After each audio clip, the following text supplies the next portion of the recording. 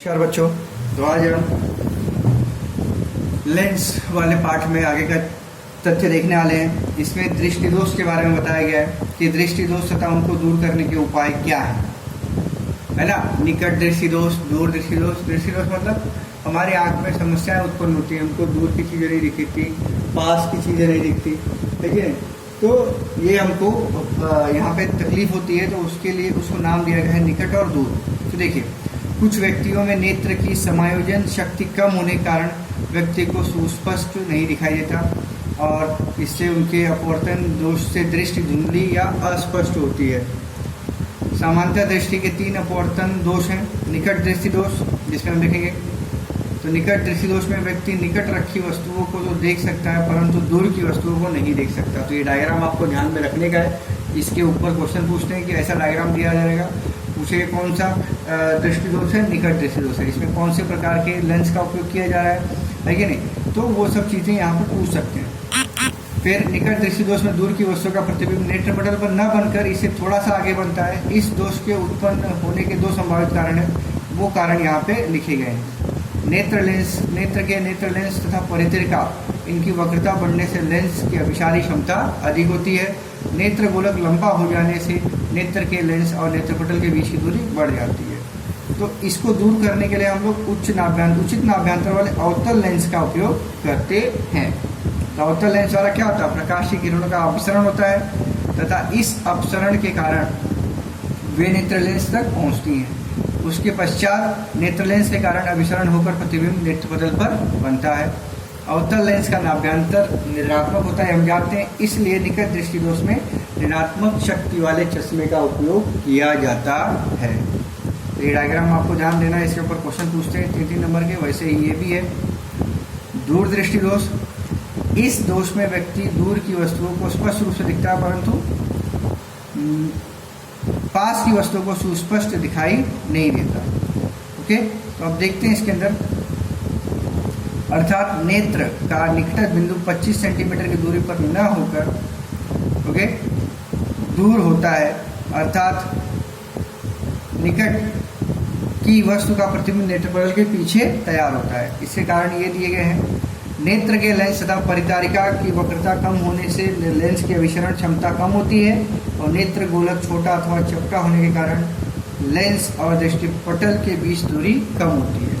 तो ये देखिए, यहाँ पे आकृति दी है, यहाँ पर उत्तल लेंस का उपयोग होता है। तो इसको ट्रीट करने के लिए उचित नाभ्यंतर वाले उत्तल लेंस का उपयोग किया जाता है। देखिए यहाँ पर दिया, और उत्तल लेंस की जो उसका नाभ्यंतर होता है धनात्मक होता है, इसलिए यहाँ पर धनात्मक शक्ति के चश्मे का उपयोग किया जाता है। जरा दृष्टि दोष, कुछ लोगों में जरा दृष्टि दोष पाया जाता है। इसमें दोनों प्रकार के दृष्टि दोष होते हैं, है कि नहीं, दूर के भी और निकट दृष्टि दोष भी होता है। तो सामान्यतः आयु में वृद्धि होने के कारण नेत्र की समायोजन क्षमता घट जाती है। नेत्र के समीप वाले लेंस की रोमक पेशियां लेंस के नाभ्यंतर को उचित बनाने की क्षमता खो देती है। अधिकांश वृद्ध व्यक्तियों का निकटतम बिंदु दूर हट जाता है और चश्मे के बिना उन्हें पास की वस्तु आसानी से दिखाई नहीं देती है। कभी कभी व्यक्तियों के नेत्र में दोनों प्रकार के दोष, निकट और दूर, दोनों पाए जाते हैं। ऐसे व्यक्तियों को सुस्पष्ट देखने के लिए प्रायः द्विनाभि लेंस का उपयोग किया जाए, जिसमें निकट वाला भी हो और दूर वाला भी, मतलब अवतल लेंस भी पाया जाए और उत्तल लेंस भी पाया जाए। निचला भाग उत्तल लेंस कहलाता है और इससे दृष्टि दोष, दूर दृष्टि दोष दूर किया जाता है। तो ये बताया गया है आपको। अब आगे, तो इस तरीके से इसमें ये तीनों बताए गए हैं। अब देखते हैं आगे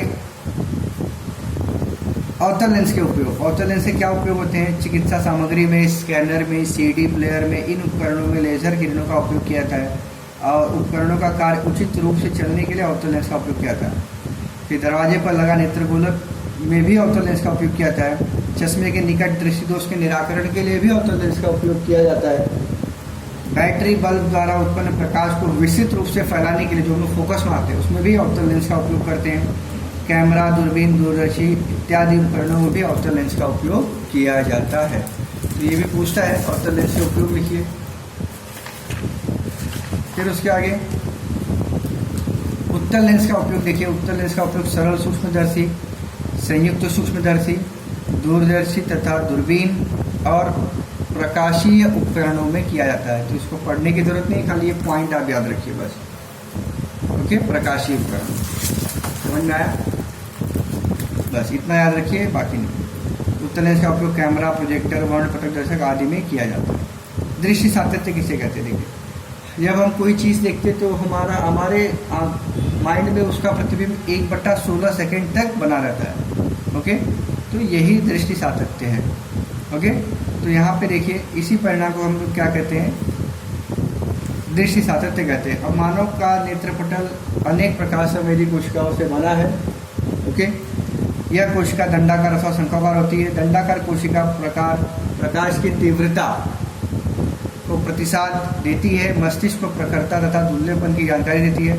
तो शंक्वाकार कोशिका क्या करती है?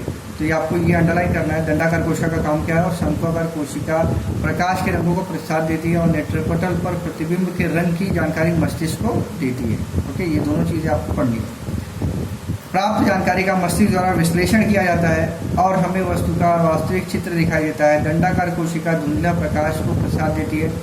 शंक्वाकार कोशिका धुंधले प्रकाश की संवेदना नहीं होती। ये कोशिका सिर्फ तेजोमय प्रकाश को प्रसाद देती है। इसी कारण रंगों की संवेदना और पहचान सिर्फ तेजोमय प्रकाश में ही होती है। शंक्वाकार कोशिका को लाल, हरे व नीले रंगों की अलग अलग संवेदनाएं होती है। जबकि लाल रंग आंखों पर आता है तो लाल रंग को प्रसाद देने वाली कोशिकाओं को अन्य कोशिकाओं से अधिक उद्दीपित करता है। इसी कारण लाल रंग की पहचान होती है। कुछ व्यक्तियों को विशिष्ट रंगों को प्रसाद देने वाली शंक्वाकार कोशिकाओं का अभाव होता है। ऐसे व्यक्ति रंग पहचान नहीं पाते, अलग अलग रंगों में अंतर नहीं कर पाते। ऐसे व्यक्ति को क्या कहते हैं? रंगांध कहते हैं, क्योंकि वो रंगों के बारे में बता नहीं पाते। तो इस तरीके से हमारा ये पार्ट खत्म हो गया है। आगे के लेक्चर में नेक्स्ट पार्ट देखेंगे। धन्यवाद।